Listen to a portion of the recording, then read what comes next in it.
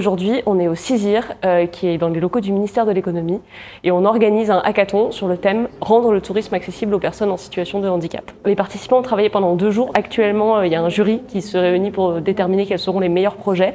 Au total, 6 projets ressortent de ce hackathon, et on espère que entre 2 et 3 projets seront désignés par le jury pour être continués et pour être annoncés surtout lors d'un événement à Bercy. On s'est rendu compte qu'il y avait un vrai enjeu sur les données de tourisme parce qu'elles sont atomisées, parcellisées. Donc on s'est dit que le point de départ, ça pouvait être tout simplement de cartographier, de recenser ces données et à partir de ce recensement, d'essayer d'impulser une dynamique pour créer de nouveaux modèles économiques en combinant ces différentes données. Et c'est la raison d'être de ce hackathon qui montre à la fois qu'il y a cet enjeu général sur les données de tourisme et en particulier sur l'accessibilité où on pense qu'il y a des trous dans la raquette, où il y a une vraie dynamique à enclencher, à fédérer l'ensemble des acteurs pour aider cette thématique, ce défi sociétal. On a la chance d'avoir beaucoup d'étudiants de l'école 42 qui sont là avec nous aujourd'hui, mais aussi des étudiants de l'IREST qui sont des écoles spécialisées dans le tourisme.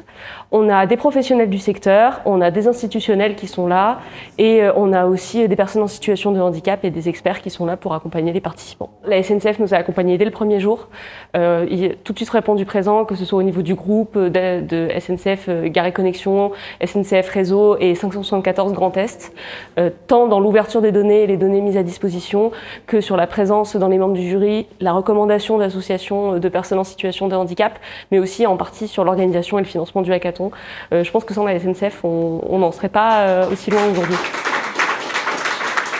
J'ai trouvé qu'il y avait beaucoup de projets intéressants parce qu'ils étaient dans une logique de combinaison des données, de croisement de données, d'utilisation de nouvelles technologies comme les modèles LLM, comme le scrapping de données sur les réseaux sociaux.